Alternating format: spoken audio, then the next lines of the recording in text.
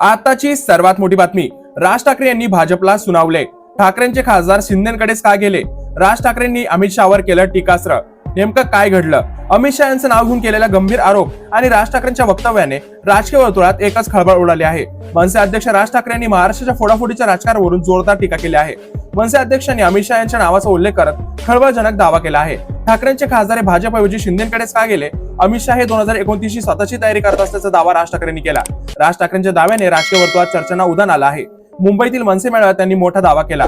मला वाद नको, परंतु वाद उकरून काढत असाल तर आम्ही रस्त्यावर उभे राहू. जय समाजातील काही जण भेटायला येणार आहेत. रस्त्यावर कसले पांढरे पट्टे मारताय? हायवेवर जाताना काही होत नाही, अस्तित्व दाखवण्याचा प्रयत्न करत आहेत. आधी कबुतराचा वाद काढला होता, हे जाणून बुजून करत आहे. या सर्व गोष्टी गुंतून ठेवायचा प्रयत्न सुरू आहे. ही गोष्ट गांभीर्याने घेतली पाहिजे. कोणाची सत्ता आहे, कोणाला सत्ता मिळवायची आहे हे सोडून द्या. आपण राज्य आणि देशाचं किती नुकसान करत आहोत. बेरोजगारी प्रचंड वाढली आहे. महाराष्ट्रात अजूनही पाऊस पडला नाही. दुष्काळाची परिस्थिती येऊ शकते. दुसरीकडे महाराष्ट्रात खासदार फोडणे सुरू आहे. 100 कोटी रुपयांसाठी विकले जात आहे. तुम्ही 2-3 तास रांगेत उभं राहून मत देता आणि यांना तुम्ही निवडून देणार का? आता राजकारणाविषयी पुढील पिढीला काय सांगाल?